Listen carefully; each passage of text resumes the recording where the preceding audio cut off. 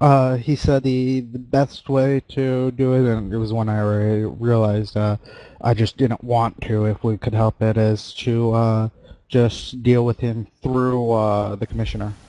Get in contact to him through that way.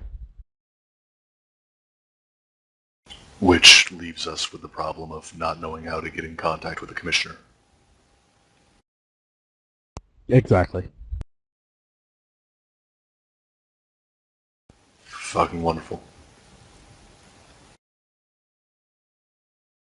Well, I mean, we can. I mean, this is a group call, right? The It's not a group call. You are here in the church. Well, Byron can have his phone up to his face if he really wants to.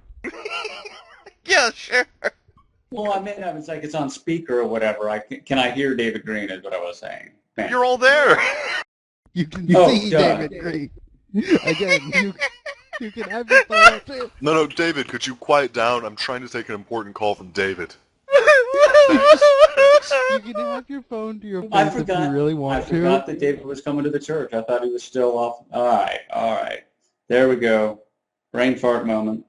Yeah, well, I mean, I don't know if I want to go loitering out front again, but someone else could.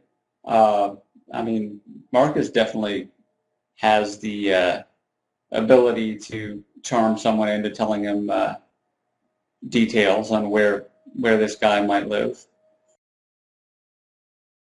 Just if we'll watch Byron put away the phone, mutter something about Malkavians, and then say, yeah, it's probably best that we go ahead and just school him as fast as possible then.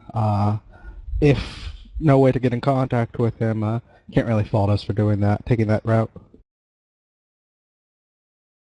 Well, I mean, once we find out where he is, I mean, I can just go in there and easily get the information from him.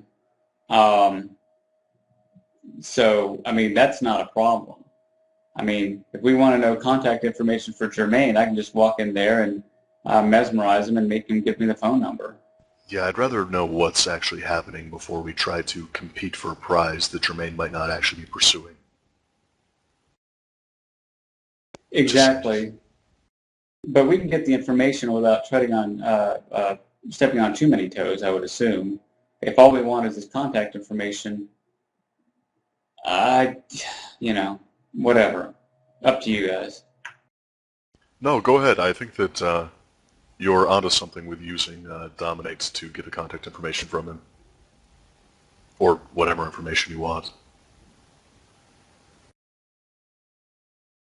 Right. I would probably be asking him how he knows Jermaine and how to get in touch with him or whatever.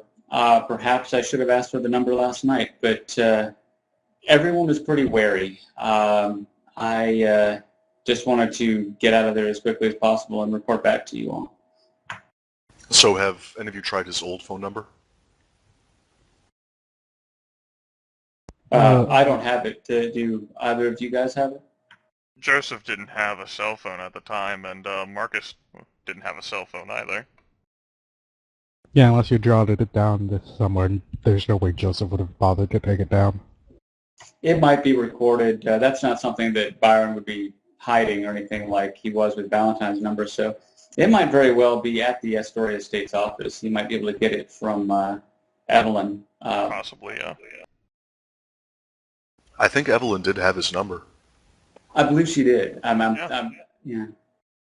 They got in contact with each other. Certainly reasonable. All right. Well, then Byron will give Evelyn a call and wake her up and see if she has his number. The call actually goes to her answering machine. Ooh, dang it. Evelyn, this is Byron. If you'd give me a call back as soon as you can, that'd be great. Rapidly picks up the phone. Byron? What's wrong? Oh, I was just wondering, do you have Jermaine Wallace's cell phone number? Jermaine? Yeah? Yeah, I think so. Oh, I just ran into him just a couple hours ago, and you know, I thought maybe I could give him a call, catch up. Yeah.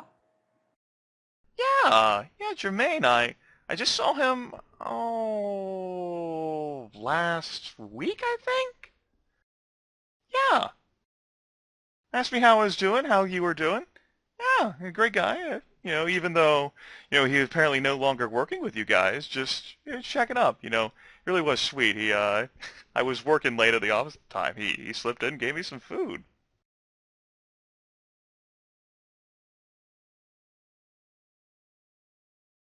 Really?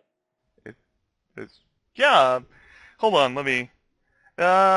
We just didn't chat for more than maybe 5 minutes. I still have the number that he gave me back ever so long ago. Yeah, and she reads it out for you.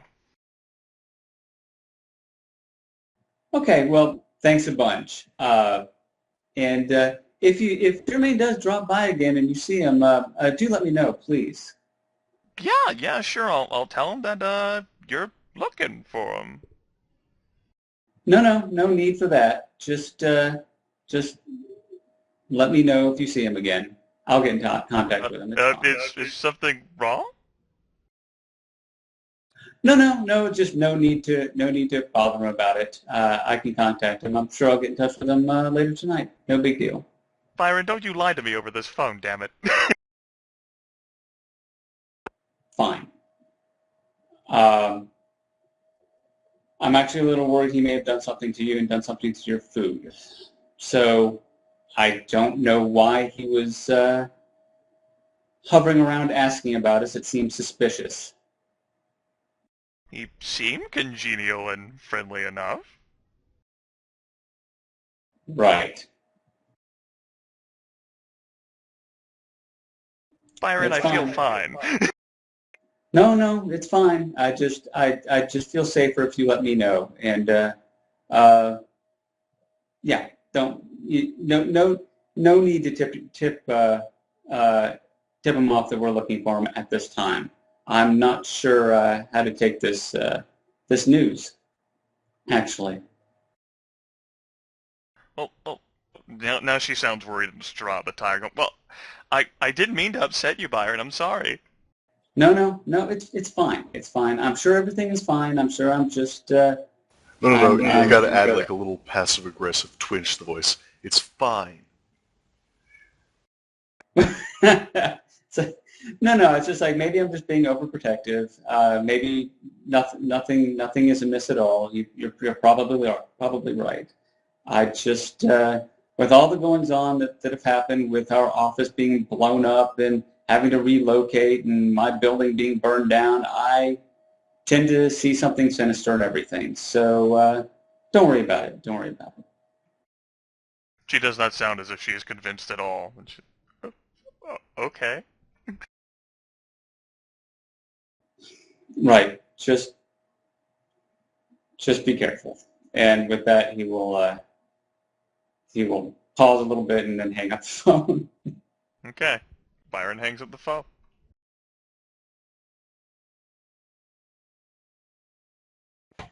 All right. I don't know how much you heard of my side of the story, but apparently Jermaine paid a visit to Evelyn last week and gave her some food. I guess he was checking up on us, seeing how we were all doing.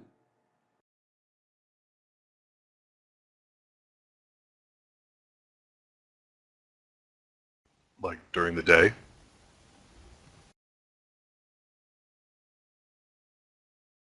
That is actually something I should have asked. I'm assuming it was during the day. She did say she was working late at the office. Yeah, I caught that, but David Oh, didn't. it went right over my head.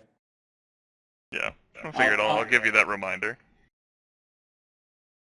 All right. I mean, maybe it went right over Byron's head, too. Yeah. It's I didn't hear that. I was keyed in on Jermaine meeting with her, not the time. Um, hmm. Well, I can call her back and see if it was during the day, if you like. Well, I mean, it would tell us whether or not he's a vampire. Well, it would Well, tell us if it he's could not. tell us that he's not a vampire. Right. All right. Well, Byron will ring her back then. She picks up the moment the phone rings the first time. Hello? Go on. Just a quick follow-up question. When Jermaine met with you, was it during the day or at night by chance?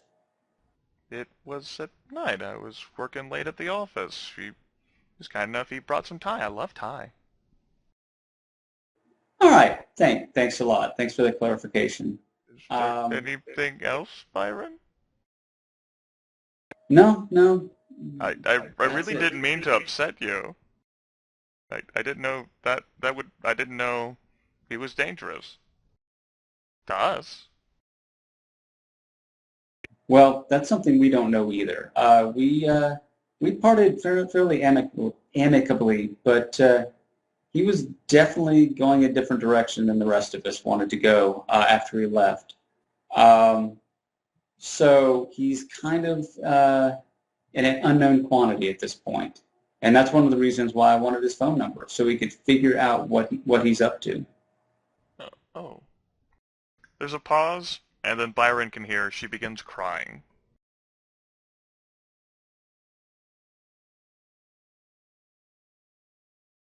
This is some scary shit, man. What the fuck do you think you're doing? Don't cry. Don't worry about it. It's not a problem. What David's exactly actually going to facepalm when he hears you starting to say things like, "Don't cry. Come on."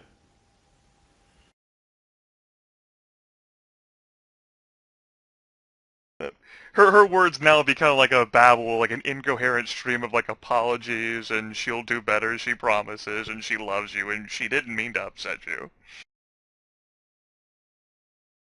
Evelyn, no. I'm not upset. I'm just worried about you. There's a difference. Just be careful. You didn't do anything wrong.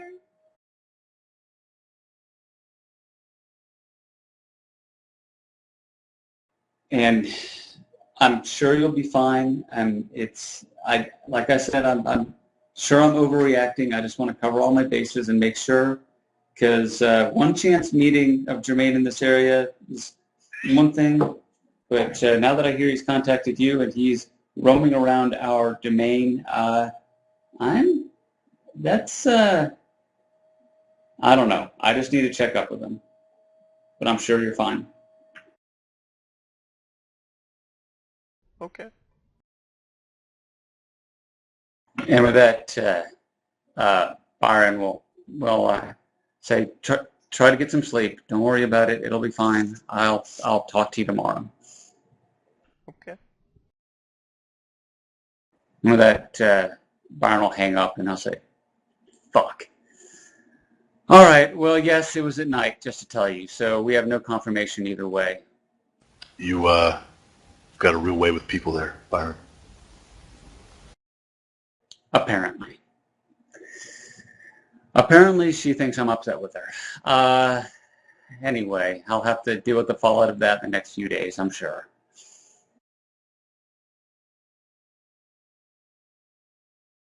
Yeah, probably. All right. Well, here's his number. Knowing what we now know, what do you want to do with it? Do we want to actually call him up and get a meeting? It might be a way to ambush him if that is our intent. I mean, that's up to you guys.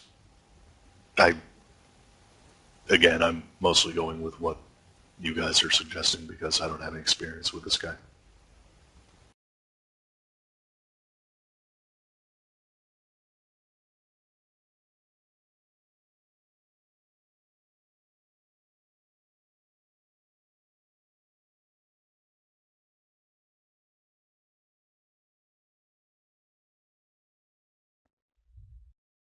Well, I mean, Byron looked from Joseph to Marcus and back to Joseph and say, I mean, we have two ways to go. I mean, we can play it straight and nice. We can play, actually, we have three ways. We can play it straight and nice, straight and sneaky, or just sneaky.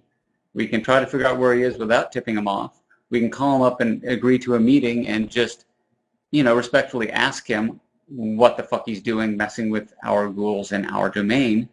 Or we can go in between, call him up and meet him and then perhaps get the jump on him. Which way do you want to go? As much as I hate to say it, I'm going to vote against the last one simply because he didn't kill us the last time he saw us. We owe him that at least. All right. So then I guess we're making the call to meet with him.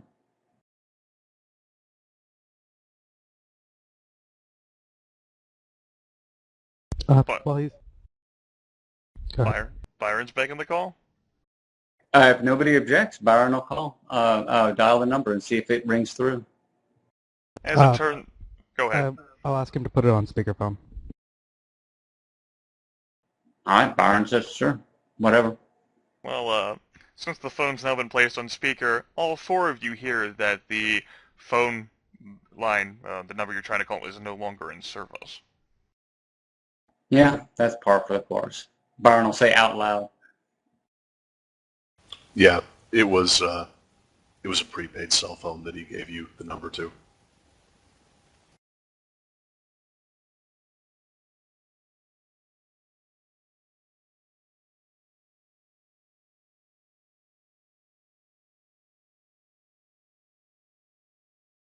Well, then we only really have one choice. The person we know that he's been in contact with is, well, I guess we have two choices.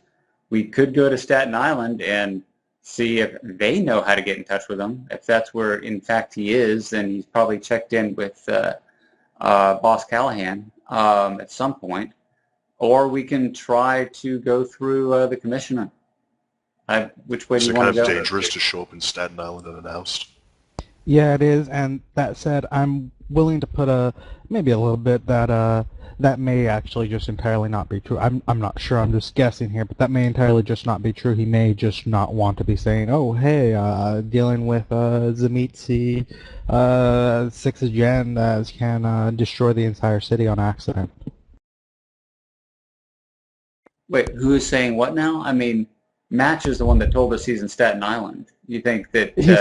He said Match told me that Jermaine was telling him he was in Staten Island, but I'm willing to bet that may entirely just be lies. That may entirely just be something untrue, because Jermaine doesn't want to come out and say, oh, hey, he's, working for Sevalod. I know I sure the fuck wouldn't want to. Well, I mean, if that's the case, then it'd be good to know that he's lying as well. That would definitely put a new color on it, wouldn't it? True, but there'd be no way that we could prove it because we'd have to meet every single anarch in Staten Island and all of them to straight up say, no, he's not, for us to even begin to say, hey, maybe he's not. So, I mean, I assume that Boss Callahan or Duke Wiley would have enough of a handle on the situation there to be able to at least say whether or not someone's setting up a mercenary army in Staten Island. Right, but, that was what I was thinking. I don't think we'd have to ask everyone. Now, I mean, the question is... I don't even know how to get in contact with either of them aside from waiting until Marlena makes an appearance and talking to Duke Wiley then. Right, and that's what I was going to say. I mean, I'm sure they would know, but yeah, contacting them would probably be difficult. Last time we just showed up there, the greeting was mixed, shall we say.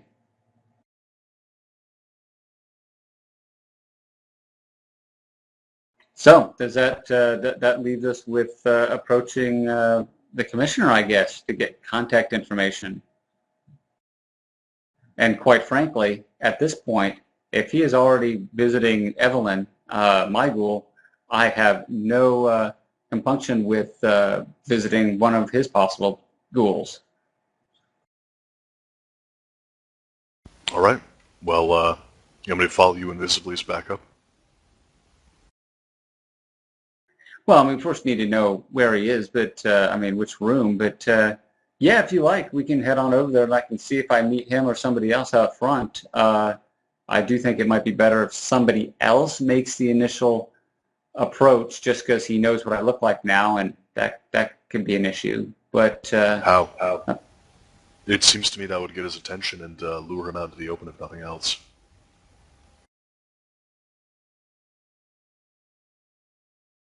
I mean, you're playing a music dominate, right? We don't need to be sneaky about it. fair enough. Yeah, probably if I'm loitering in front of his place and he notices, he will probably come out to try to beat the shit out of me, because that was definitely the implication last night, that he didn't take kindly to me being there. You know, unless he calls the cops. He's 7 feet tall and huge. I think that probably it would be a blow to his ego if he had to call anyone to take care of one guy standing out in front of his apartment complex. He's the police commissioner. The entire police force is an extension of of himself. All the same. At least that's how I see it. Anyway, I still think it's a good plan. Yeah, I mean, he might call everyone. I just think it's slim, not just for me. It's like, I mean, you knowing Byron. I mean, Byron's 6'2", but he's only like 100. I think I put 190, or was it 170? Well, 190, I think. He's not super bulky. He's fairly lean. So, In comparison, you're definitely eyeballing the commissioner. Weighs around 300 pounds. right. I mean, he's like linebacker. He's 7 feet tall. He's a freaking wrestler or whatever. Just stay far enough away that if he does call the police, it's going to make him look like an idiot calling out police someone that's 100 yards away from the door. Yeah, I think I'll walk past once or twice, maybe, in case he's happens to be looking. I just don't. I mean, we'll have to just wait and see if he shows up, or someone else can tell us where he is. That's what we'll have to do.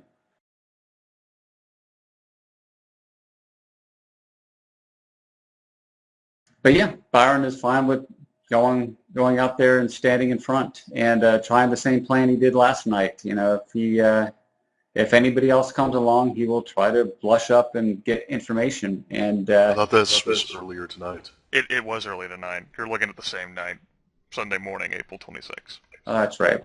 Man, I'm just hitting on all cylinders. We can go there now and see if anyone comes. What time is it, by the way, Grimith? Checking the clock, it looks like now that you've all gathered and spent some time discussing, you're looking at 1:50 in the morning. Well, if we get there, we'll start getting people coming back from bars. Maybe we can ask them. And it hasn't been that long, so Jermaine might even still be there. So I might be able to contact him coming out as well. And I mean, if push comes to shove, he's apparently been stopping by the office. We might be able to leave a note outside for him.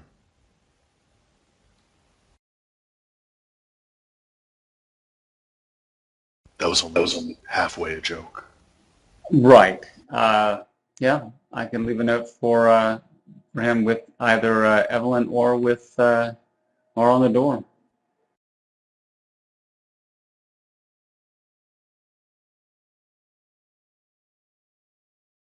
So yeah, if that's how you want to do it, I mean, up to you guys.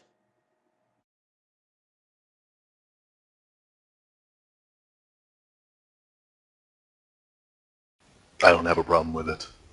But, again, I'd kind of rather not have a say in the Jermaine situation, since I don't know it. Well, I mean, yeah, I mean, you know almost as much as we know. You just don't know his personality, which it's all secondhand information. I figure you're the best people to make up the plan, at least. Works for me. So what do you two think? What do you two want to do? I say that may be for the best. That may be the best way to handle it. Well, do you want to come as well? I mean, you can also hide, and Marcus may or may not want to come. It depends. But I don't care. I'll go out there and play sitting duck and see if I can get their attention. Yeah, I just have I one. can't really hide that well, and then it'd be weird if there was two of us waiting there. Or I can be waiting on the street. That's pushing it. I don't know how quickly I could react to anything that happens. Yeah, entirely up to you. We can definitely, I mean, yeah. I mean, we could drive the car down there. It's only a couple minutes away by car, and you park around the block, and you could stay in the car or something. It's up to you. I mean, it is the Saturday bar rush, so it's not like you sitting in a car is really going to stick out too much like it would during a weekday at 2 a.m. Up to you. I guess we'll do that. I guess we'll do that. At least I can be close by enough that if you guys get in trouble, I can come and help. Yeah, I mean, I'm planning on following from a pretty big distance, too. I don't need to be right up close. Yeah, I just need a second before we go. Okay.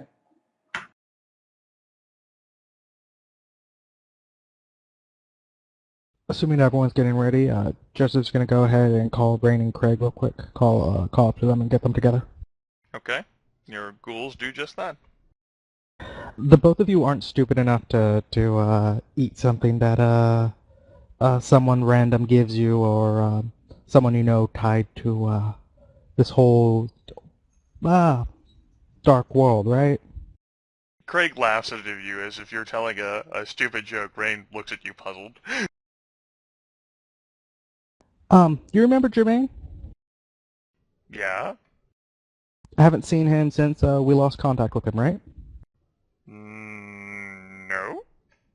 Yeah, if he goes ahead and gives you something to eat or something, go ahead and not. And as a general rule, pretty much anyone that you don't absolutely inherently perfectly trust, such as me or the three of us here, go ahead and not eat anything they give you. Craig says, okay, Dad. Yeah, just remember, and Joseph's going to show him in the rest the exact way he feeds them.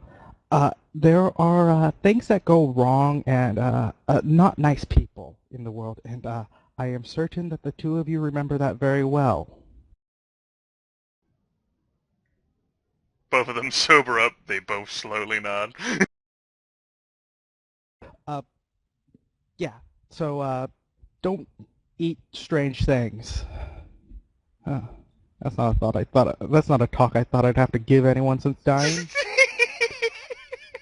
I'm fucking upset. And with that, Joseph's gonna go ahead and head to the Fucking car. Malkavian, don't eat strange things!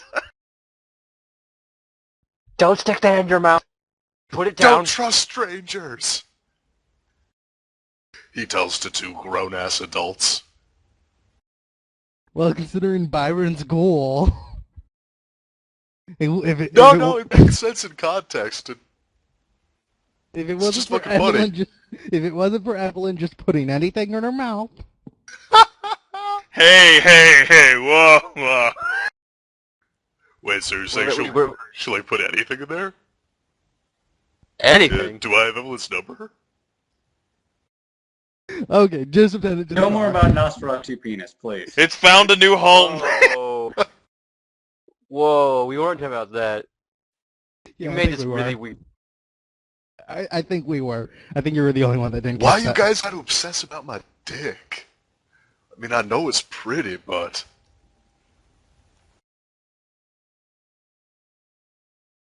Yeah, I'm done now. Okay, then we're driving. Also, as a clarification, I poked my chat in. He's not just the commissioner for who oversees the deputy inspector of the 114th precinct that oversees Astoria. He oversees several other precincts as well along the entire northern bank of Queens. Yeah, he's covers a whole lot of Queens. there's a whole lot of commissioners spread out through the 5 boroughs, just like him, only they cover different precincts. So if you want to do that whole Camarilla argument thing, anyone who has any domain in any of the precincts that Commissioner Dominic Gressman oversees is a valid target, right?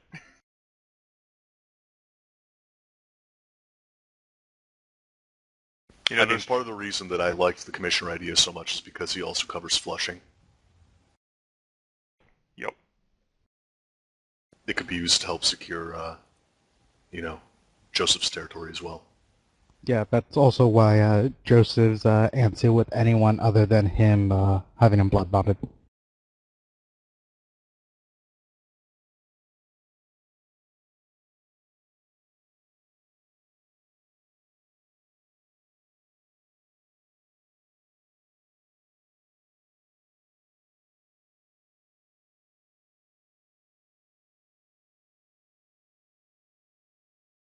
So, yeah, to the place.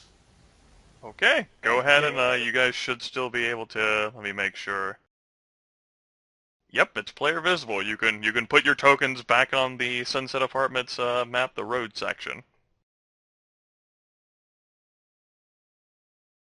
The cars, again, have shuffled around a bit, playing the shell game with themselves.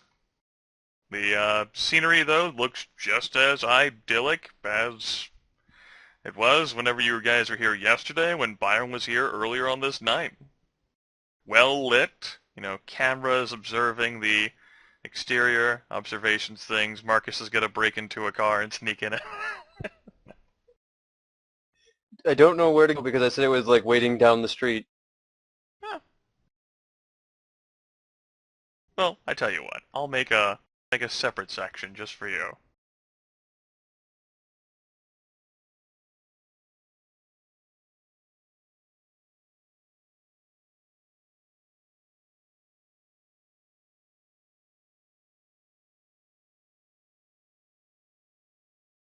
There. This is down the street. We...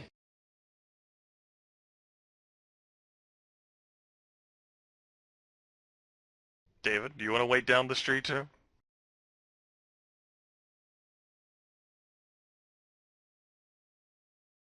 Whoops, I didn't switch to the Sunset Apartments map. It's okay. Also, Joseph's obfuscated. Okay.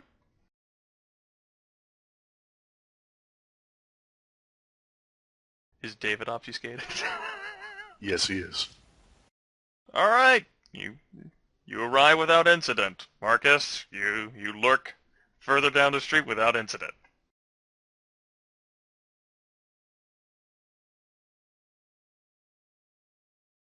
Okie dokie.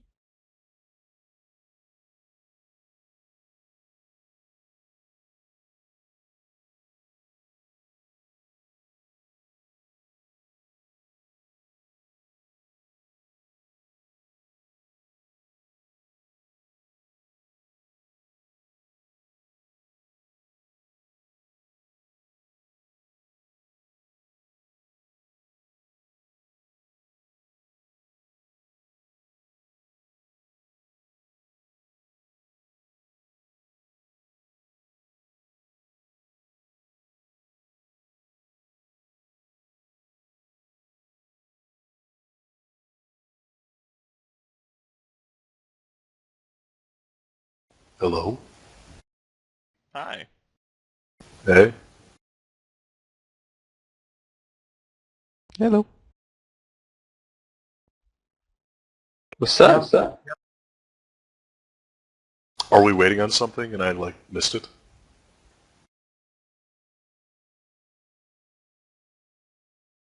You wouldn't be the only one who missed it. Well, Joseph's sitting there waiting for something to happen. As is Byron. He's just standing where he was before, seeing if people are coming in or going out. Alright. 24 minutes pass. There is a young, attractive girl who is apparently so brave enough to walk down the sidewalk herself clad in a slinky blue dress, which doesn't really seem like it quite fits the weather of the New York City. Nevertheless, she is, rather than turned and walking further down the sidewalk, she has begun to make her way up the staircase. Byron will. Byron comes in from behind, tackles her. Yeah, he's not going to tackle her. He's going to. I don't try know. To, That does sound like Byron. he's going to try to awe her. He's not going to blush up. It's just one person, but he's going to try to awe her right off the bat and say, "Do you mind if I have a moment of your time? I just have a quick question." Okay, go ahead and make an awe roll. Spend a blood point and roll charisma plus performance. Difficulty 7. Well, he's got the voice thing. So is that difficulty 5? Is that difficulty 5, or is that factored in? It doesn't even matter. I say the whole voice thing. I don't know whether that affects the whole like presence of awe thing. It's like something you exude from you. Does it apply to presence powers? It says whenever you're using your voice. It doesn't really clarify, but it doesn't really seem to be something that would be applicable to the magic skills of presence and any discipline, really. Well, it says the hearts of those affected lean towards the vampire's opinion, which implies that you're using your voice. That's for the presence, the awe skill. Right, but you're not using your voice to awe them. You're sort of using your voice after you've awed them to say, "Hey, you want to go do this?" I could see it go with either interpretation, really. Yeah, I mean, it all. Yeah, I mean, I could go either way with it. It depends on how you're using awe, I would think, but whichever works. I thought awe was a whole sort of like just like some sort of like aura you exuded from yourself. And I don't know either. I'm a storyteller. Yeah, I mean, it's strange because it's. I mean, the awe power implies that you're trying to convince someone to your point of view, which generally you're trying to convince them with verbal arguments. And so, yeah, I mean, it's like Aaron says, it's a toss-up. I mean, you can say it's not applicable or it's applicable. I think it comes down to whatever the storyteller says. Yeah. I'm going to ignore it because by the looks of the roll that you had there, you succeed regardless. Yeah, what does 2 rolls do? I think I only needed 1 to get her to do what I wanted anyway. Okay. This means that another person here in this scene who can see Byron, we'll go at, well, no, we'll make it for funsies, since it's a 5. Both Joseph and David are once again awed by Byron. I mean, sometimes he really puts his foot in his mouth, but other times, that's why we have him in our coterie. There we go. An initial look of suspicion just sort of shakes from her face, and standing on the staircase, she still comes just about, like, slightly above Byron's height. Can I help you? Yes, I've been looking for a friend of mine that I just met him again after a while. He said he lived in this building, but I can't seem to figure out which room he's in. His name is Dominic Gressman, and he's 7 She feet blurts tall. out in laughter. The commission. He's not anyone's friend. It seems she's a little inebriated. What are you talking about? You're silly. I like you. Oh, I like you too. Yeah, friend is a stretch. It's more of an acquaintance. I know him from years back. And I wanted to catch up with him. Do you know which room number he might be in? Oh, of course. He lords over the top. Somewhere on the 9th floor, I think. I don't remember which room. I just stay away from it. She makes like some sort of scowl on her face before she cracks up and giggles again. Oh, okay. Thanks a lot. And with that, he's going to try to forgetful mind her just in case she thinks it's weird the next morning. So,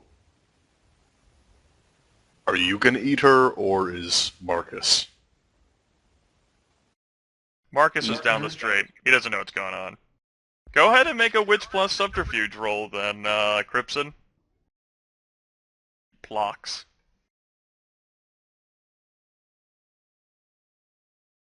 Sure, just double checking. Yeah, okay, 3 in subterfuge.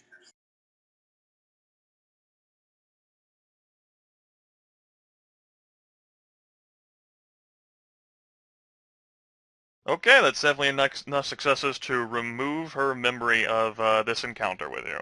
Permanently. All right, and with that, Byron will move back, and I assume everyone else heard all of that. Oh, David and Joseph, certainly. You know, they're looking at Byron with a new appreciation of his abilities. Here we go. I don't take away that point of blood that I totally forgot to with y'all. There we go. So the woman sort of blinks around, confused a bit. Whatever. She goes in. She uses a key. She unlocks the door. She walks in. And it closes and locks behind her. She walks up.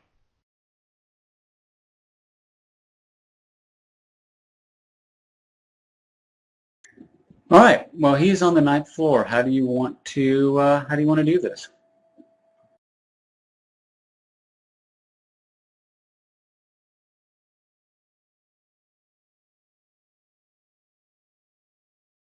Yeah, I don't know where David is, so that's why I just went back to where I was.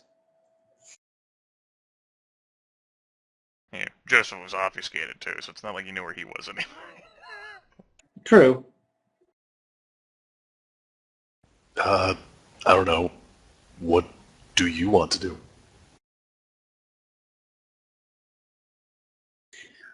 Well, it's probably best if, since we know he's on the 9th floor, we don't know if Jermaine is still there. And depending on how you want to handle it, I mean, last time I knew him, I don't think Jermaine could. I'm sure he couldn't see Joseph obfuscated. I'm not sure if he could see you. So you might sneak up there and maybe try the doors. I don't know. Maybe figure out what's going on in there. I mean, I thought that we were trying to get in contact with this guy. I mean, I'm perfectly happy spying on him, mind you, just... Well, I just want to know that he's alone at this point. I don't want to go barging in because it complicates matters if Jermaine is there. If he's alone, I'm totally confident in my abilities to get information out of him, but I kind of need to be not distracted by somebody else, like maybe trying to shoot me in the face. Yeah, sure, I'll go take a look. I'll climb up the fire escape. It may be a little less unhelpful here. Why? Because some dumbass thought to put their room up in the air.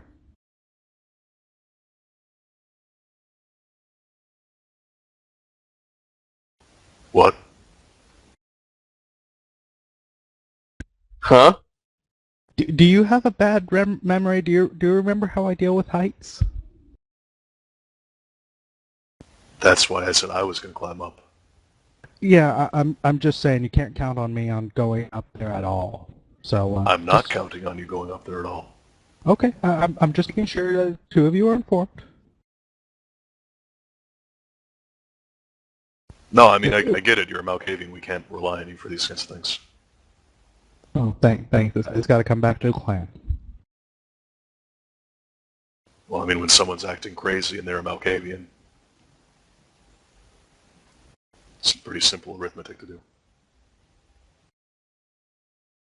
Oh, okay.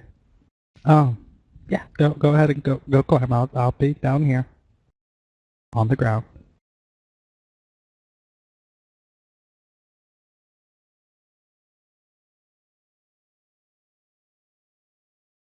So yeah, David's going to try to invisibly climb the fire escape and peek into the 9th floor windows.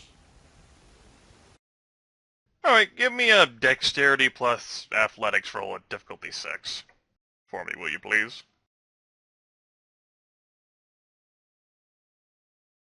Yeah. David easily jumps up with his combined strength and agility, grabs onto the ladder, and begins ascending the staircase to take a peek at the 9th floor. David's a physical god. But in all seriousness, with his celerity and potence, his strength and dexterity are at human potential.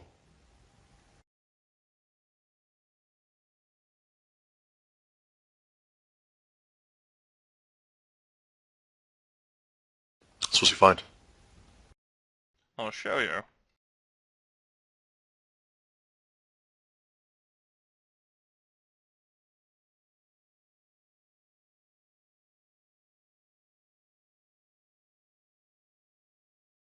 I should probably break the vision blocker and... There we go. That's better. You're able to see that, right? I sure am. Okay. David, rapidly ascending, or perhaps stealthily, ascending the fire escape, manages to get to the 9th floor.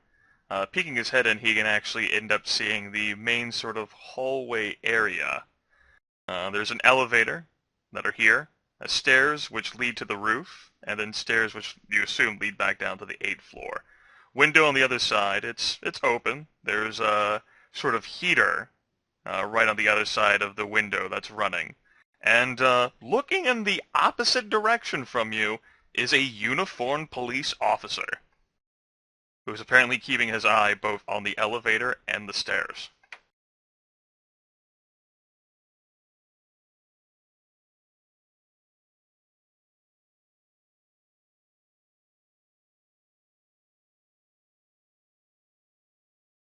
Alright, and how does this window open? I know it's an emergency escape because it's at the fire escape. So is it latched or what? It's like a latch that opens from the inside, you know, like an emergency type door thing that's designed to try to have security from the outside perspective. Okay. Well, David's going to climb his way back on down. Okay, then without incident, David ends up descending back down to the ground outside the building.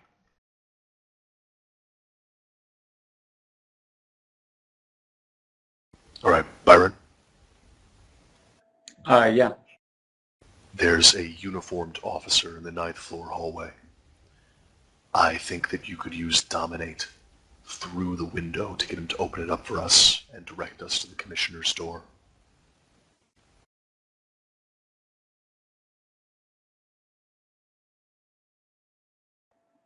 Byron will look at him and note that you're actually being serious, and he'll say, "Oh, all right, I'll give it a shot." And Byron will try to climb that ladder and see if he can, and he'll say, "Do you want to follow me up, or what do you want to do?" I'll follow, just try not to make too much noise. It is a fire escape. One question, though. For Dominate to work, I kind of have to convey the meaning. I suppose I could do that. I think I'd have to look in the rules, but I think I do that using hand signals, actually, with Dominate. You just need eye contact. If it's command, the vampire locks eyes with the subject and speaks a one-word command which the subject must be obeyed instantly. Must be clear and straightforward, like open. Right. Later on it says they must understand. Well, let's go with the word. Words.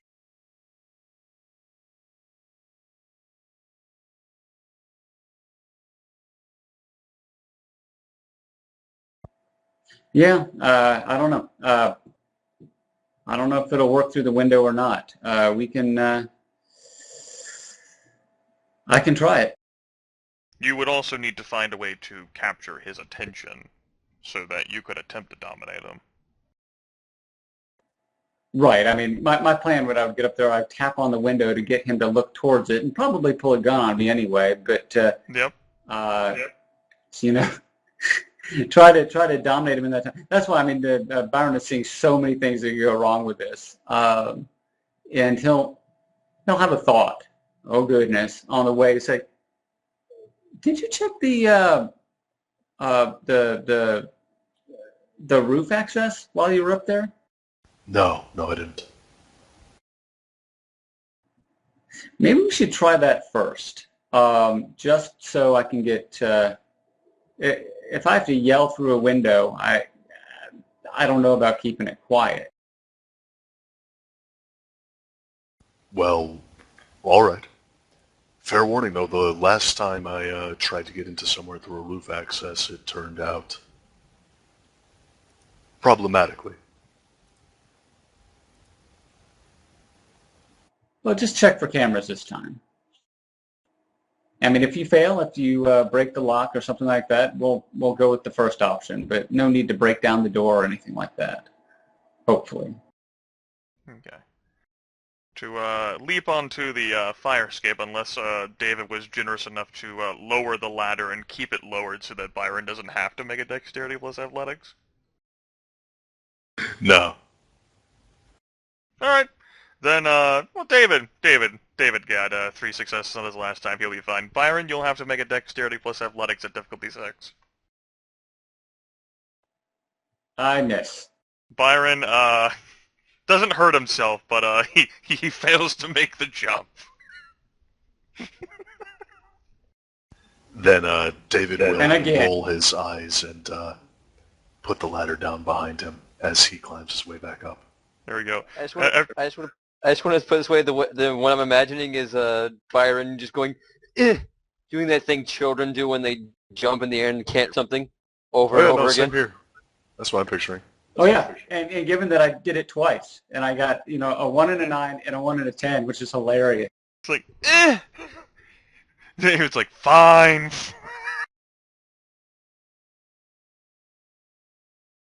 Okay. Just like, what the actual fuck? And since you all want to be stealthy about this while clanging around the fire escape, go ahead and make dexterity plus stealth checks for me at difficulty 6.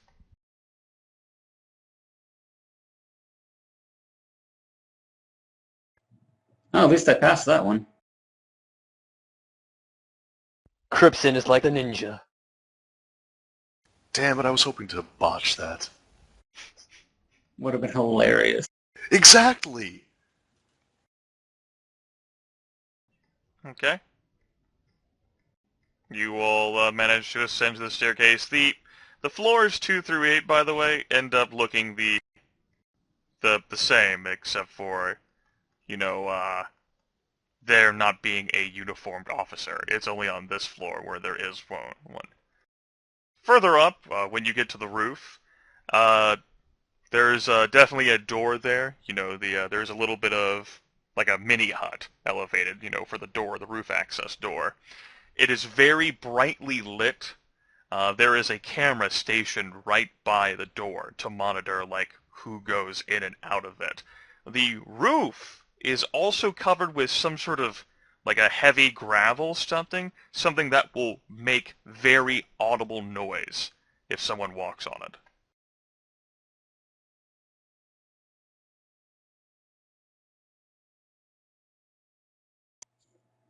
Well, shit.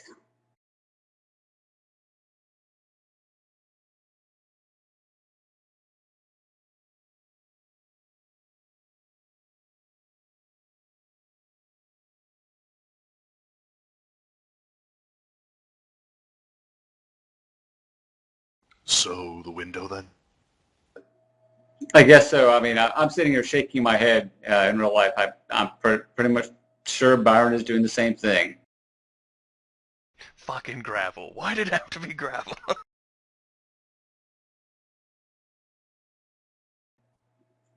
Okay, well, in that case, Byron will go down there and he will tap on the glass and try to get the guy and immediately try to dominate him to open.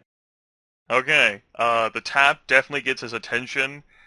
He seems to be a well-trained officer in that it only takes just a split moment of time for him to go for his gun, reach, and whirl it around, and to position it towards the window. You have your chance for dominate. What are we looking to do here?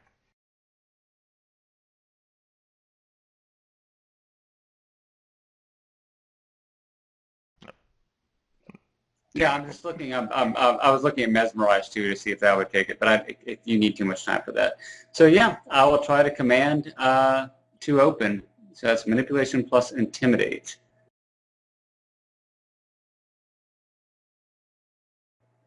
And does whatever enchanting voice apply on this? Sure. I think it's going to be a fustercluck no matter what. But anyway, fun times.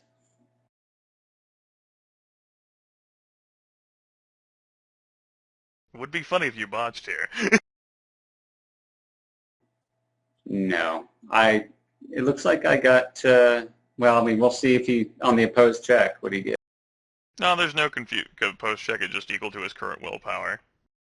He blinks and he lowers the gun, but one hand is still definitely on it, like it's sort of like pointed at the ground right now, and rather confused and not really understanding why, he walks over, and twists a latch, swings the window open. He seems to be very close to, shaking out of that reverie. You've got a few more seconds before, he shakes out of the daze of the command.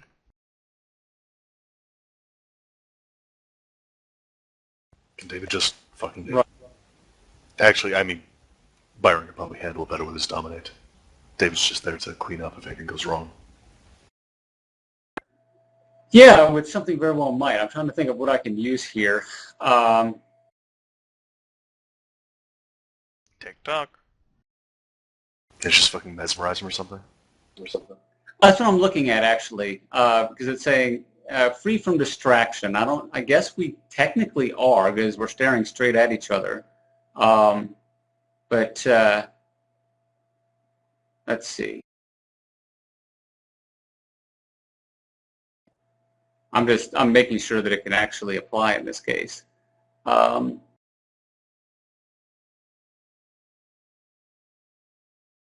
Just ask Grimith if it does. Well, okay, here's the line, and this is what I was looking at, is no matter how strong the kindred's will, his command cannot force the subject to harm herself directly or to defy her innate nature. So if it's kind of too weird, well, we'll see. You don't know what his nature is, that's the problem. Right. So you've got to try it and see if it works. That's the only way to determine what their nature is. Oh, I know. I'm trying to think just of command him to sleep.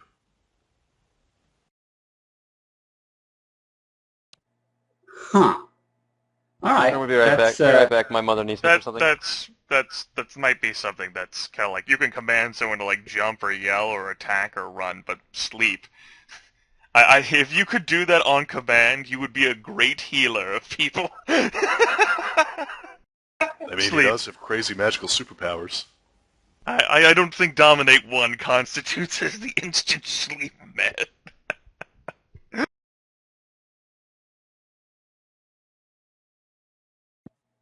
Right. Fair okay. enough. Well, I'll try. Well, for Mesmerize, I get 9 dice because of I have Natural Leader and all this other trash.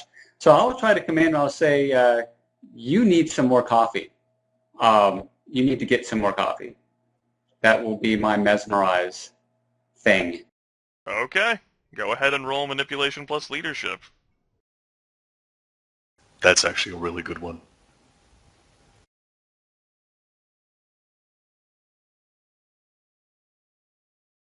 Unfortunately, the roll was pretty bad.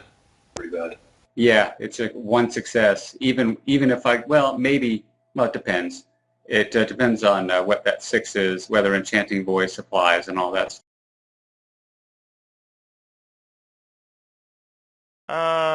Let's see here. Give me a list of what the modifiers do. The Enchanting Voice lowers the difficulty by 2? Enchanting Voice, difficulty of voice reduced by 2, and Natural Leader is 2 extra dice for leadership rolls. Okay. That is going to be 2 successes then. which basically makes him blink in confusion. It's possible that this would be something that seems strange to him. Maybe he doesn't drink coffee, especially if he might be like a guard for the commander. He doesn't like raise his gun, he just like shakes his head like there's like cobweb in his head, like he's befuddled.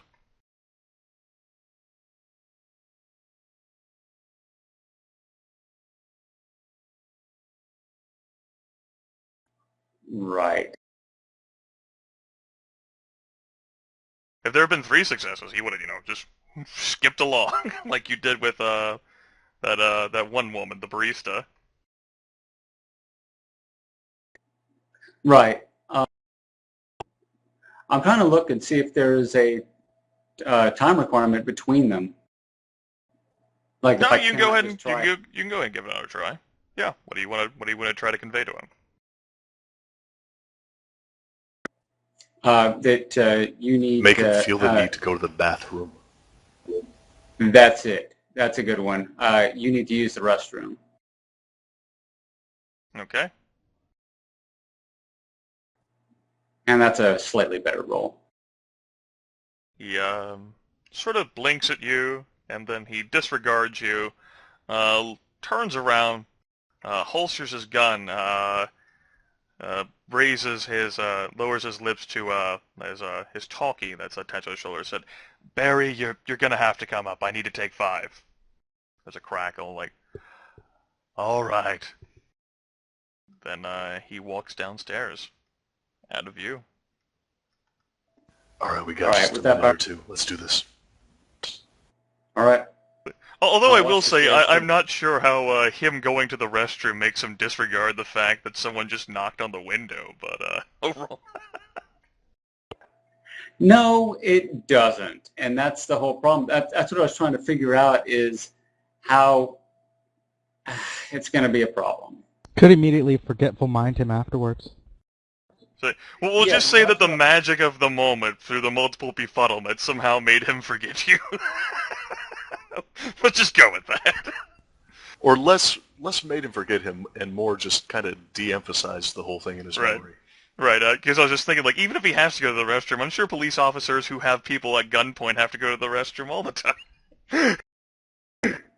Yeah, well, that's all going through my head. I'm just like, because if you're in combat with someone, I was ordering people, like, reload and stuff like that, and, yeah, they knew I was still not supposed to be there, and they're trying to kill me, so, yeah.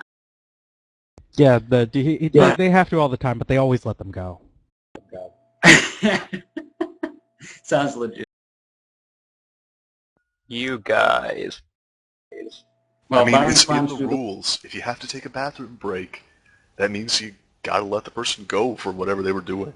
Alright, what are you guys gonna do? Byron's in the hallway.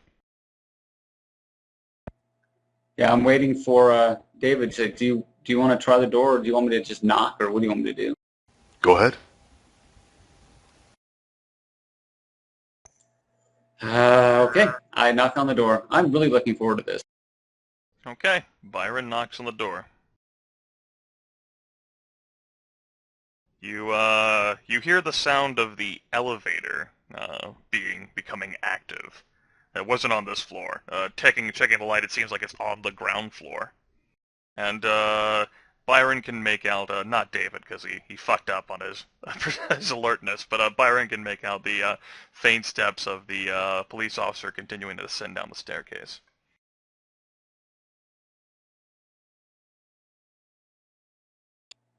Yeah, I'm hearing the elevator come up. Byron will say under his breath to in the direction of the window. I don't know if David is obfuscated or not.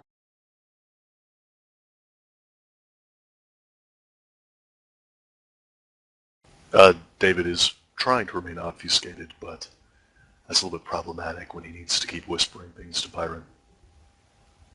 It kind of breaks the illusion, yeah. Basically, every time that Byron looks away, David turns invisible again. Right. It's creepy. 5-10 seconds pass. There is no response at the other end of the door. Put a boot in it. Maybe. Yeah. There's a reason Marcus isn't there. Other door, maybe? Yep, I'll knock on 903 then.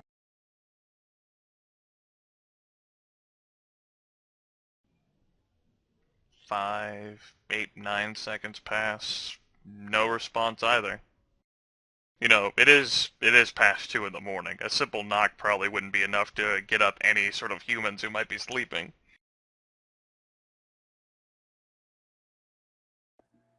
Well, he was out 904. Do you think you can pick that lock? I mean, are there any cameras up here, by the way? Just curious. Usually apartment buildings don't, but it might have a security system. It is a reasonably nice place. Byron, go ahead and give me a perception plus larceny at difficulty 6. If you don't have larceny, then -1 dice.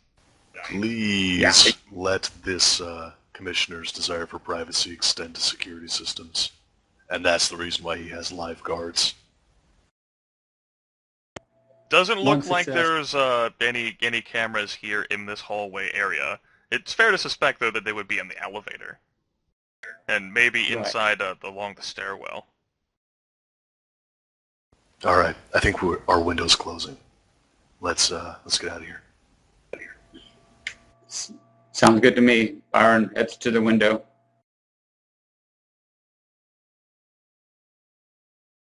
David will close it up behind them and start climbing down. Okay. As they begin heading back down, the elevator door opens, and another gentleman, another officer, steps up onto the 9th floor.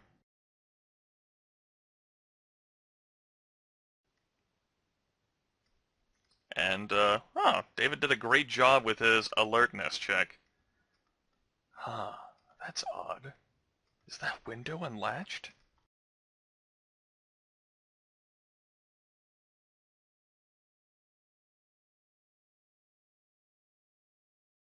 Have they got enough distance to be inconspicuous yet? Oh yeah. Oh yeah, don't you know? They can easily make it back down to the ground without any problems. All right. Then once they're down to the ground, David will say, all right, I think that you should probably have Evelyn or maybe get Joseph to try to get his ghouls in contact with the commissioner sometime during the day.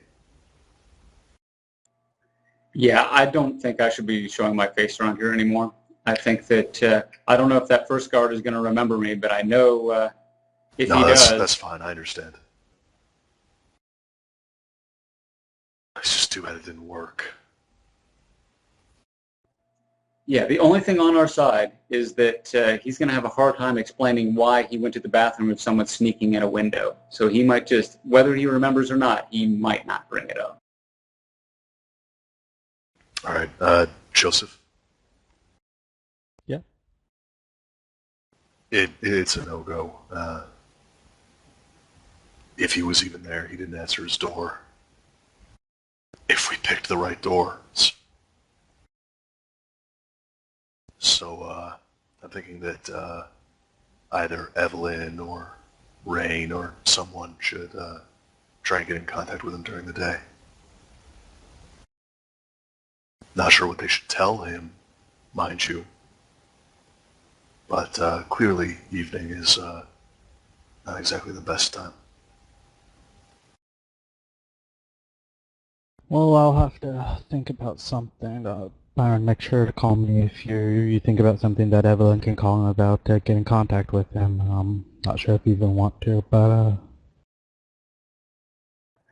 The only thing I can think of off the top of my head is that since there was violence around your church recently, maybe Rain or Craig could try to get in touch, maybe some sort of church-based anti-gang initiative.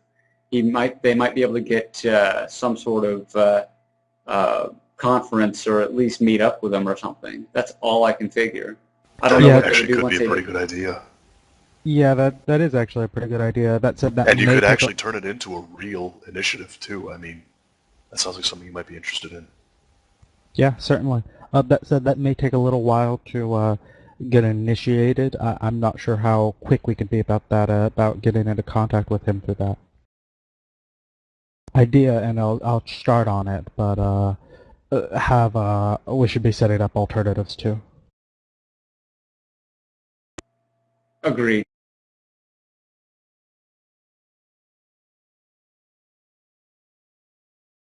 Well then, maybe we should leave a note out somewhere for Jermaine to find, huh? Assuming he's even bothering to keep an eye on you guys. Well, if he's still here, I can just sit out till near sunrise. That said, we don't know if he is, so...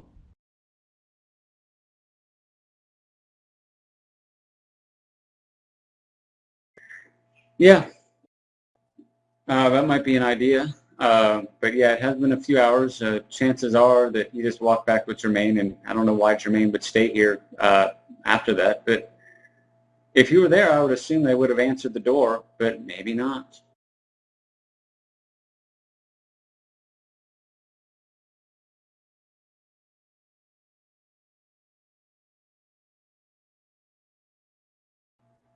I mean, Byron Maybe they're just cuddle shrugged. buddies. I mean, Maybe. everyone needs someone. I mean, Jermaine, he might have,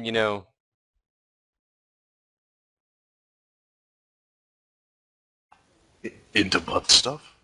No. They could just watch like Sports Center late at night. I don't know. Da da da da da da. Hey, it's something to do at 2:30 on a Sunday morning, right? I like this idea. Joseph's going back to his car. I mean, you could always go, back into the apartment, skulk around, pick all the locks, sneak in.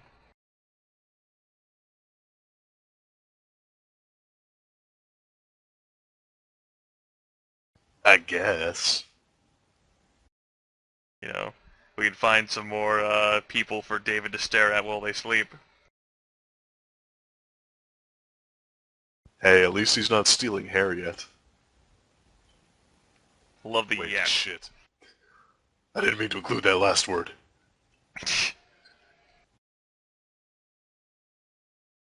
Okay. Marcus, you're still waiting at the end of the street. Yeah, well, Yeah, Marcus Byron will doesn't walk. know. Marcus doesn't know what the hell. Doesn't know shit of what's going on. It's just like, I saw some Byron climb in a window, and now he's climbing out, and I guess everything's okay.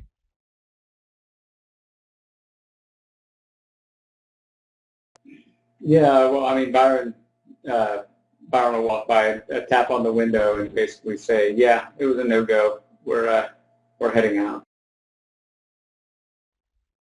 Marcus will shrug.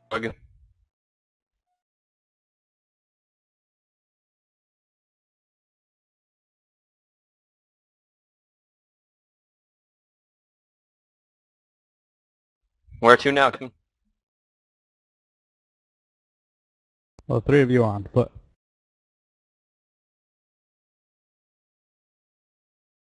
I mean, unless you guys have some ideas of something to do, I think we should kind of leave a note out somewhere. Leave Evelyn instructions for contacting, for telling Jermaine that you guys want to go into contact if she sees him, and we just go about our night otherwise.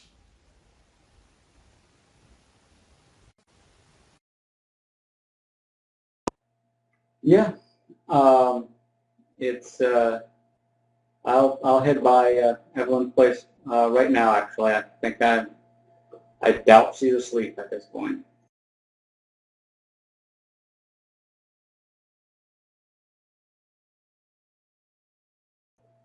And he hides in the bush.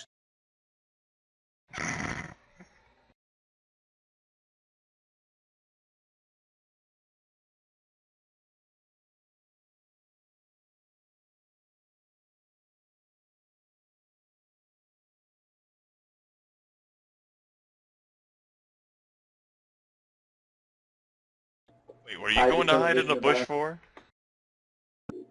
What's that? What are you going to hide in the bush for? What's that? I mean, is that what the kids are calling it these days? No, I was dragging him, and I dropped it on the bush, and he just fell into the. I can't access him. You did. I didn't notice that. It's great. Yeah, I just had this vision of Byron saying, "Yeah, I'll go visit Evelyn," and he just dives right into the hedge. It's great. Wait, she's not in here?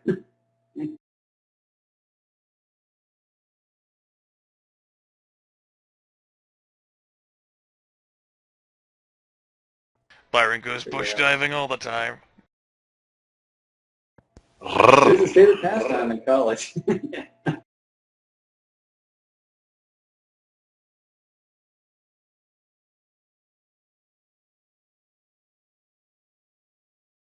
Righto. I'm sorry, did I miss anything? I was called away by my parents. Nah. Just Byron bush diving. The kindred, the coterie, has decided to give up the ghost of the Sunset Apartments and return to their normal, humble lives.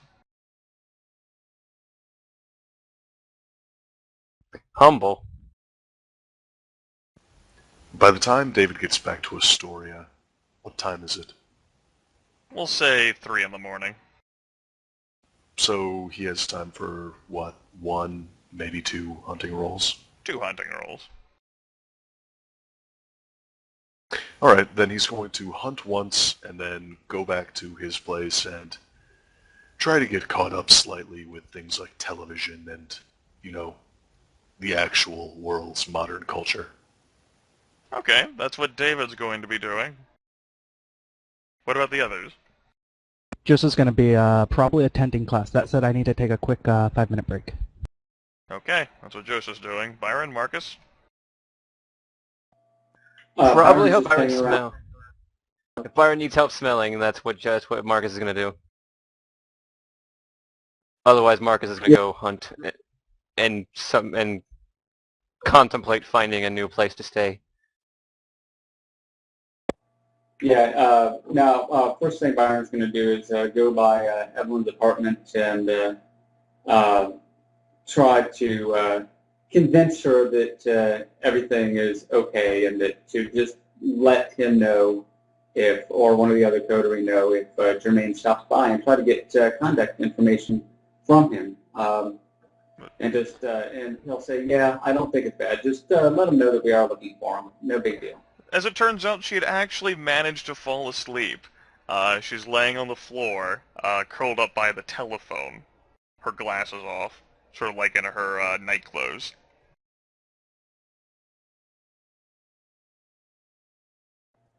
Oh, in that case, Byron will not wake her up. He will Box of tissues on the carpet by her. Yeah, I'll just, in that case, Byron will just, he'll put a blanket over her and,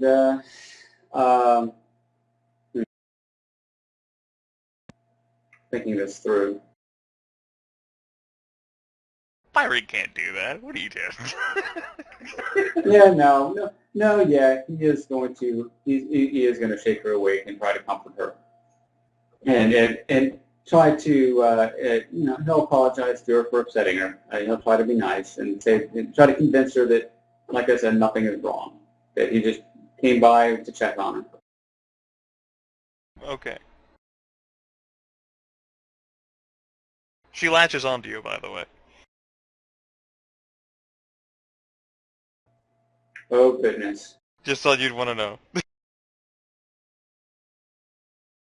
It seemed like pertinent information. Sure. Byron will pat her on the back and try to comfort her. Byron is so good at this, everyone. I am horrible. I hate this emotional stuff in real life, and oh my gosh, Byron doesn't know what to do with it here either. So. My sire was never like this. This is ridiculous. Heck no. His sire basically just said, you know, it was all domination and blood bond with her. There was really no question. So what is Byron worried about with Evelyn? He doesn't quite know, but Jermaine is skulking about the domain, and now he's met him in Queens too. He doesn't know what to think. He's not sure if it's good news or bad news. And I mean, what he told Evelyn is entirely true, that he might be jumping at shadows, but he's a little worried. But he's going to try to convince her, with all his empathy and charisma and all that, no, don't worry about it. I was just overreacting. I was kind of surprised to see him out walking around, and so that's all. Don't worry about it. Because you know that she can't be bound by anyone else, right?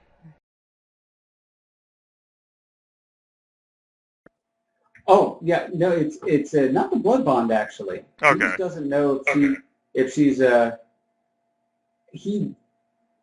In this case, he knows what he doesn't know. He doesn't know what you can put into food that could have lasting effects. I mean, he knows the blood bond, but he doesn't. It's like, are there poisons that could hurt her over time?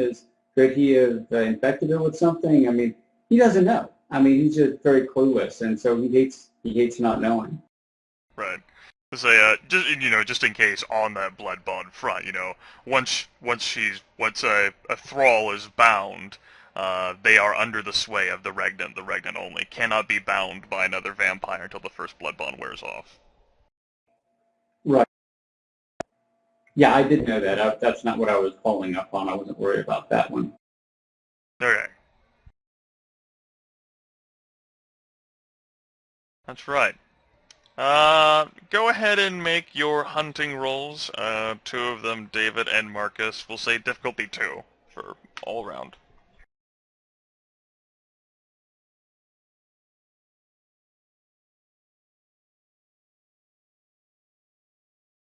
I think I succeeded. Yep, you're WinRAR.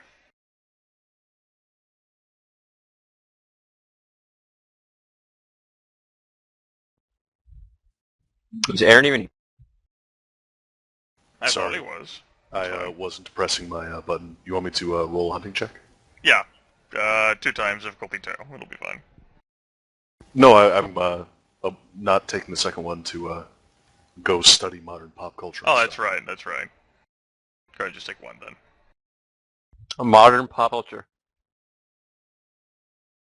David's kind of out of the loop when it comes to mortal culture of the modern era. Like, of the past 10 years or so. Like which? Is that like a knowledge or something you don't have? No, he's just gonna, go watch TV and stuff. Lame. Actual people things. And it looks like he's not getting fed either. No, it was difficulty... Yeah, it was difficulty 2, so David cannot find anyone suitable at 4 in the morning. Motherfucker! Well, shit. Can I, Joseph, go ahead and feed once? Sure, go ahead and make your crazy roll. Crazy roll made. Wait, does that mean he goes crazy or doesn't? No, you're fine. I hope you're fine. Oh, and, okay. So, Byron returns back to his haven, Gripson? Yeah, assuming, I mean, if he has time, he'll hunt, but that was secondary. He was calming Evelyn down. Nah, no real time, unless he wants to, have a mad dash through the alleyways while the sun is coming up in New York City. Yeah, probably not. So yeah, he's going back to... Alright. David will note an interesting thing as he's tube surfing and perhaps, checking local news and stuff. Still talking about this. Apparently, Deputy Inspector Mikhail Vargas, autopsy. The body had to be released in order for them to be burying it, which apparently will be in a few hours, and that's when the service will be. And autopsy confirmed, it's an accident, heart attack. No foul play involved. Well, David doesn't know whether or not to be happy about that. Or whether it's true.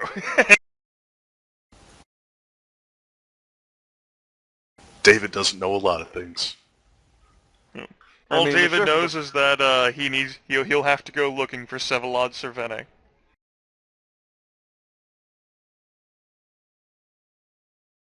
Yup. And David's planning on, well, he's hoping to follow the Germain lead, see if Germain still feels any sort of a blood bond, even the most basic one that anyone feels towards their sire. See if he knows what happened to Sevalot before he actually does any legwork himself. But if it takes long enough to get into contact with Germain, he's going to need to actually go down underneath the city again.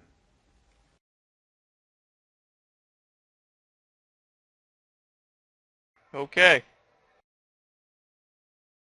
So, on Sunday, April 26th, as the four little beautiful vampires curl up in their warm coffins and lockers, the sun rises, and the session ends.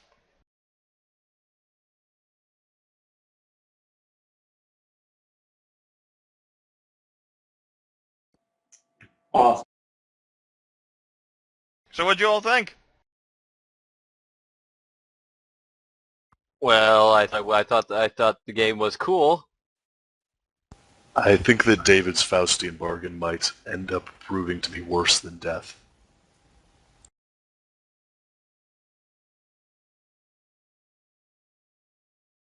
I kind of wish I spent that willpower,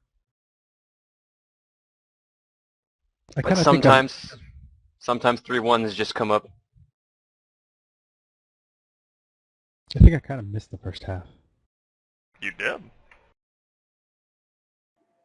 Yeah, I thought it was just pretty hilarious that Byron unloaded 2 full clips and that thing just like, nope. Oh. And for the record, if it had not gone down again and he had another roll, I just would have said he failed because he's just like, yeah, no. If you yank a tentacle off and that thing is still alive, he's out. It's true. Sean really didn't get the full description, so I'll go ahead and take this time right here at the end of the session to give him that.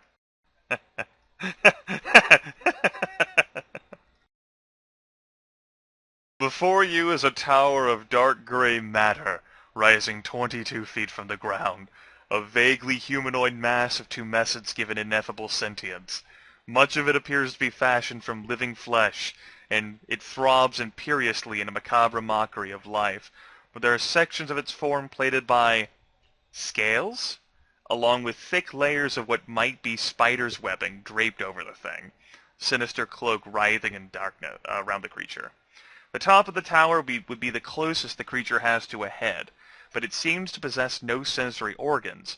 Rather, it is covered in multiple gaping maws containing concentric rings of razor-sharp teeth.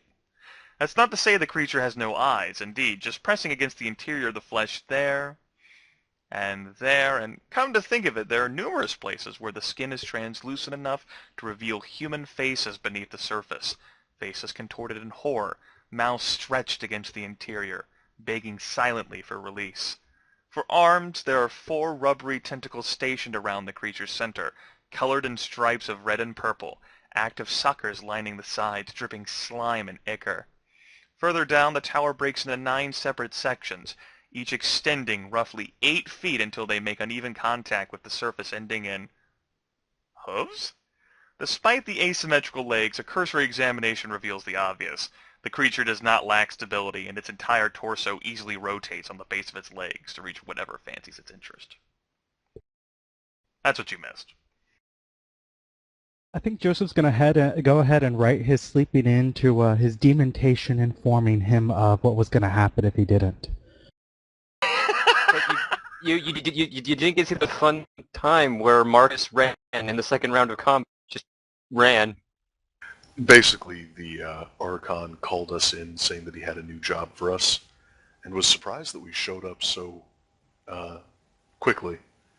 Because he said that we could, take our time to get in. And when we got there, shortly into the conversation, we started hearing screaming from within, because apparently the entire Tremere Chantry was in Madison Square Gardens trying to use their spells and such to track down the thing that had killed their candidate for prince. We run in, and most of them are dead.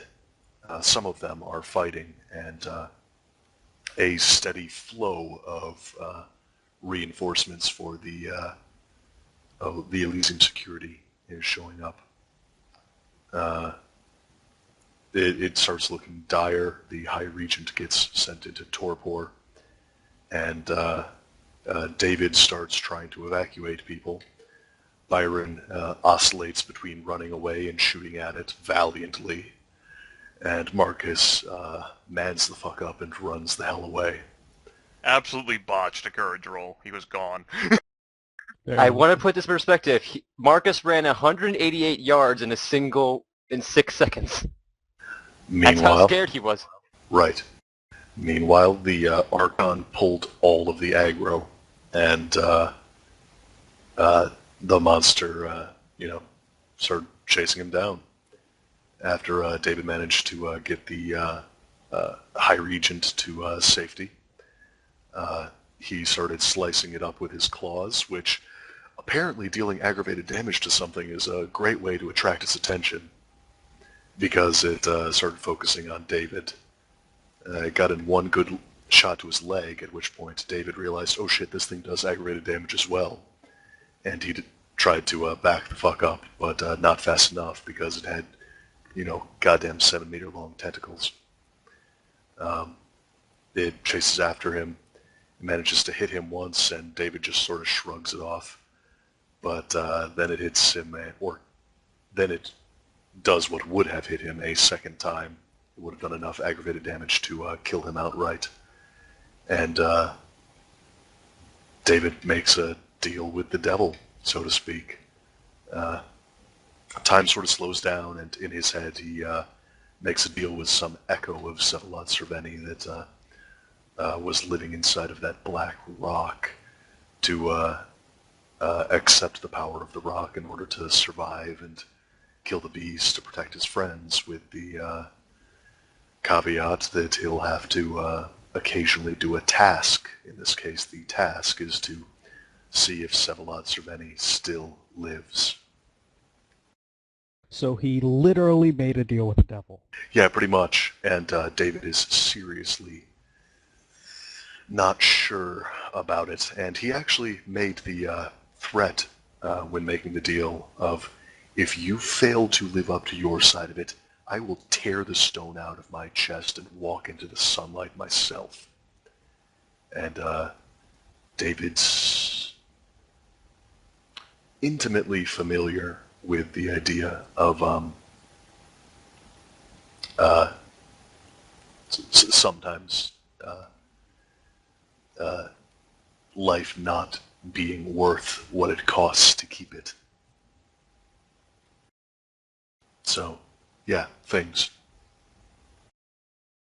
Yeah, it's funny because that puts, if that comes to light, that puts David and Joseph in the exact opposite position of where they were when David woke up and found out they went and met Vsevolod. Yeah, and the irony isn't lost on David either. You ended up coming in, Sean, during the towards the later end of that conversation that David was having with Vsevolod in his head. Yeah, I caught enough of the conversation to know what was going on. So, yeah, David is ready and willing to commit suicide if it comes to that. It was either that, though, or a final death, right? Well, it was that, or let that monster probably kill Theo Bell and who knows who else. That or final death for a lot of people. Yeah, honestly, if it was just David's life on the line, he would have said, fuck you, I'll just die.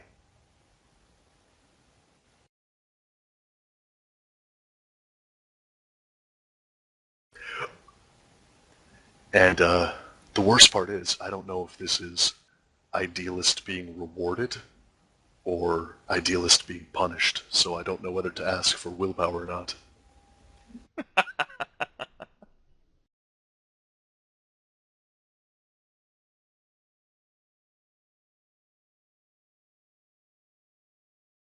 That was only mostly a joke. That was only mostly a laugh. What else was it? Who knows? Now, what I'm waiting for is to see if you got a status point out of that or not, because you totally demolished that in front of so many people. Yeah, I mean, between that and getting accepted into the booth, what, the previous night? Yeah, I mean, I think it'd be appropriate, but I'm curious if Grimith Yeah, does it or I'm not. wondering if I could do something like spend an experience point to up that to status 2, the same way that Marcus did with his fame back in the day. That wasn't a solo you- thing, though. Right, no, that's why I said I'm wondering, not I'm suggesting. All right. How long is it that you folks want to go until the next session? Did you want to pick up on this Sunday night? Did you want to go further along? Well, the first thing Joseph has planned is for the Tuesday night, because that would be the right? No. You could just go Monday night. Yeah, know? Monday night. I meant the night when he gets back. Right. Assuming he's actually in Albany. Doo-doo-doo. Well, he is probably going a little bit insane right now. That's kind of the idea, so. Oh, man. I'm willing to go again the night afterwards. I think this thing with the commissioner, the Germain thing, might need to be resolved quickly. And if Germain's watching the commissioner, he'll get the message pretty quickly. Yeah, I think it depends on whether and when Germain gets in contact with the rest of the group. Okay. Well, it's safe to say then that he will not. Okay.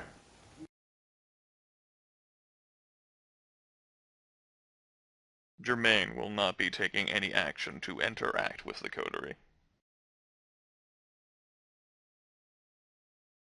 You know, the whole, like, notes or whatever that might be left or anything. No, he's not taking any further steps to talk to you. Beyond that chance encounter with Byron, apparently meeting Evelyn sometime last week.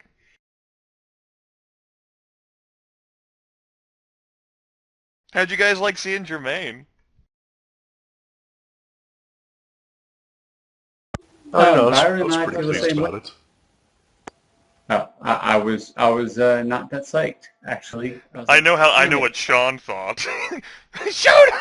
Fucking shoot him! It established a bit of a timeline for me. I mean, the events of that one solo finale thing Right. almost certainly happened before this date. Oh yeah, most certainly. Since it was in the, since he woke up in the mansion, did he not? If I recall that night correct. Yes, out of character. It occurred Yeah, no, he did the in the entire mansion. thing in the mansion. Yeah, I mean, this is something that I kind of suspect that maybe Germain, you know, after the whole thing with Sevilla went down, he probably came back up and decided to. That's when he first visited Evelyn and all that stuff, and so. But yeah, of course. I mean, to be fair, Germain didn't really like Sevalad and kind of hates the Samitsi. Well, Yeah, he's also doesn't it also mean he hasn't been a vampire for that long? Probably. You don't know. Yeah. I mean, yeah, I mean, a couple of months at the most. Regardless of, you know, exactly when his time of embrace was, seeing as how he was a ghoul in, like, February. You know, only like 2 months have passed between the last time you saw him and now. Think of how long it might have taken your characters to get a grasp on this whole vampirism thing. Joseph still hasn't. I think he's been a vampire for like 6 years. Wait, I missed that? No, Joseph still hasn't gotten a hang of being a vampire, even though it's been like 6 years. Oh, he probably never will. There you go. See? But yeah, out of character, I actually don't. I could be wrong, but I don't think Germain has anything it might not coincide with the coterie's interest, but I don't believe he's interested in actually hurting them in any respect. However, Byron doesn't know that, and Byron, he was okay with Germain until the whole thing with Evelyn came up, and that, I mean, that just, it's like, no. So. Don't touch my ghoul. My woman's not allowed to go out and see other men. She's not allowed to go out and drink their blood. If you like her Yeah, well, that much, Byron, put a ring on it. Yeah, it's just like, see, I guess it was just the way it came about. See, if Evelyn had just mentioned it beforehand, Byron would have said, okay, that's interesting. Did you get his contact information? And he wouldn't have really followed it up. But the fact that, first off, he saw him with the commissioner, some guy that's fairly powerful in his area that affects his domain, and then he hears directly afterwards that, oh yeah, he was around your domain and he brought me a late dinner. I'm like, damn it. Just those two together doesn't sit well at all with Byron. The impatient Byron ran, that son of a bitch! Oh yeah, he definitely, he wants to get to the bottom of it. He just doesn't know how, because he can't contact him, and he could probably be convinced not to worry about it by Germain himself if he could ever. Don't be dragging that thing on top of him. That's not nice. Apparently someone decided to move Germain out. Yeah, I knew where his token was long ago. That said, I've got to go pretty much now. Bye-bye, Sean. Bye. Sneaky bastard, knowing where I put Germain. But yeah, I mean, I had a clear idea of what Germain's disconnected from your general goals would be at the time of his embrace, but who knows what and how Sevalad has affected his motivations to be at this point.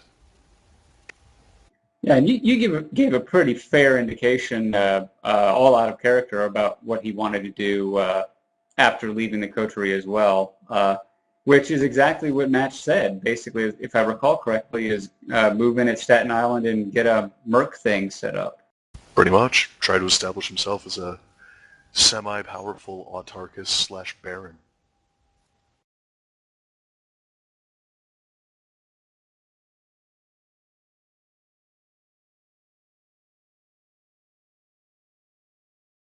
But again, we have no idea how much, if, or how Sevalad has affected him. Yeah, and come to think of it, and this is not something, I mean, Byron is not going to put this together, but there could be a fairly innocent reason why Germain is with Dominic Gressman. It could be that since he is a mercenary service, he could have met Gressman. Yeah, to keep the police office back. Yeah, I mean, that type of thing.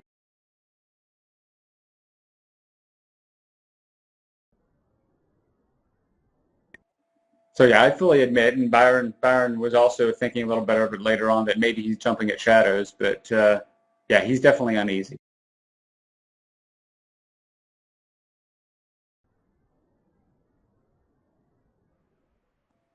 And apparently the hulking monstrosity is going for the swim in the East River. It's more like it's subsuming Roosevelt Island.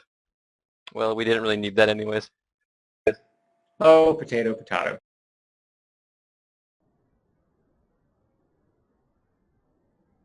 It was interesting to see Tremaine again. I just didn't think we'd see him interfering with us in Queens. I thought he would be off doing his own shit. Shows you what I know. I don't know if it was necessarily interference. Yeah, not so much whether you like Germain. How'd you like this guy that Marcus has turned into a mount?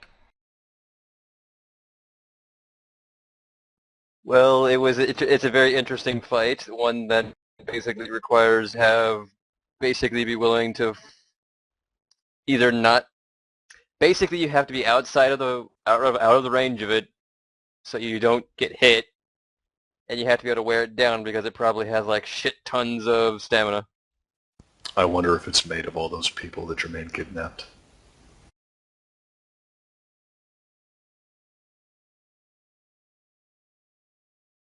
I don't know. Might be. Might be Did Jermaine cephalopods. did Jermaine kidnap any horses? No. But I mean, it's also made out of people. Those translucent faces frozen in horror and screaming on the other side of the skin probably wasn't like a hologram.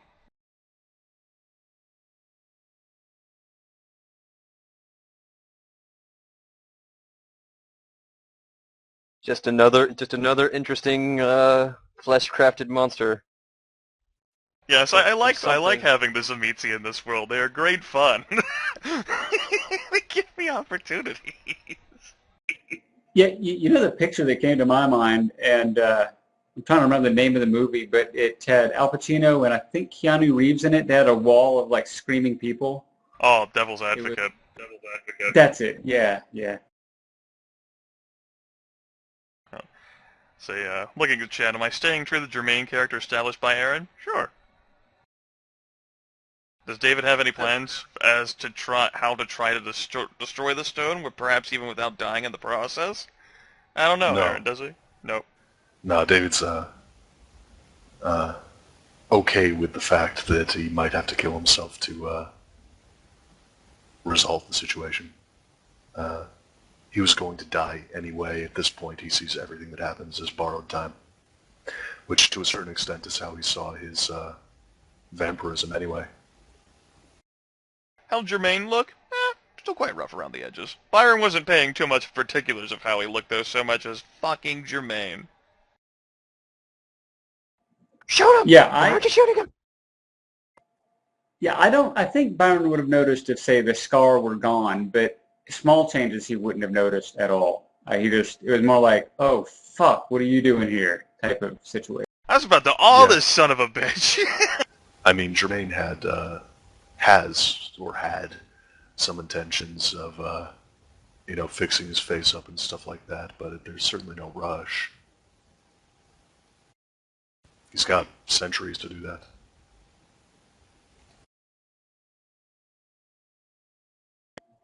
Yeah, and who knows what his vicissitude is up to at this point. I mean, he only needs one in it, so yeah, he probably has that already. I thought he needed 2. I thought you only needed one to change your appearance. Really, you want as much as possible. But you alter your appearance with the first dot. That's what you can do. The second dot allows you to alter other people. Gotcha. Yeah, you're right. He needs the second dot in order to make a stand-in for him to die of old age eventually.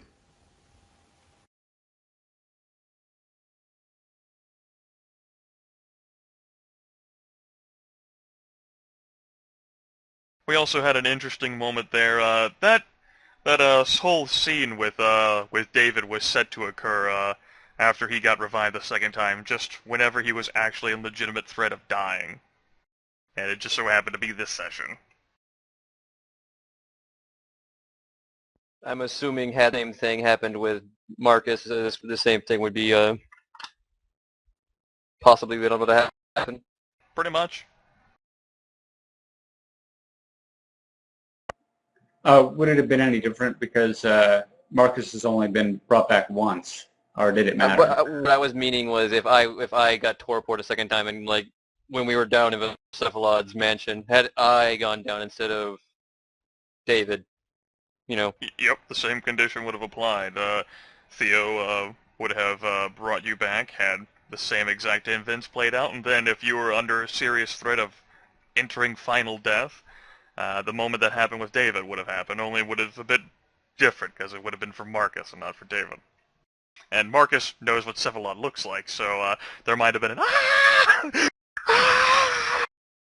Yeah, David suspected, but he's never really had enough first-hand experience with Cephalod to have that sort of reaction right off the bat. Marcus probably might have ended up making the same deal, but it would have taken Cephalod a bit more persuading. David was literally, like, right on the cusp of refusing it, like, a few times during that conversation. Yeah, Marcus knows Cephalad doesn't like Cephalad, period. And Not whereas many David people has, do. I'm just saying, David hasn't, met Cephalad, doesn't really know, like, that much. He knows a lot of offhand things about him. He knows he's a bad dude, but... Yeah, but David knows a lot about Faustine bargains and biting off more than you can chew. I thought that was a great scene, though. I enjoyed that. Yeah, so did I. Especially because it really could have played out either way. Yeah, it's I'm curious, just myself, if you're planning on telling anyone, like if I don't know why you would, but the person that could help you the most is probably that is the imp. You saved him, and so he might owe you. So you might be able to. He will never tell the imp. That would be suicide. The imp will kill him. Even with the life debt. Because the imp would do something like pay it back by finishing him off quickly. Which David would respect, but David would respect, but not necessarily pursue. David can kill himself if it comes to that. Right. My thought on the whole thing, though, is the manifestation of the heart might have been lying. I mean, you might be able to take it out without killing yourself somehow. Probably not reaching in and grabbing it out, but there might be some method. David doesn't know.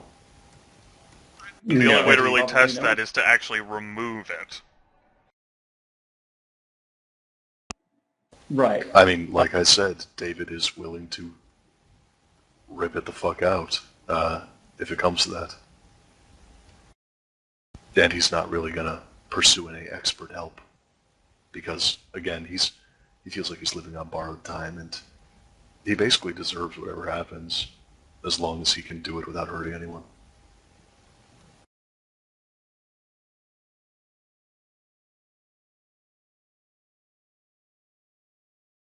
But yeah, if he comes to a situation where there's a clear and significant conflict of interest, he's willing to ice himself.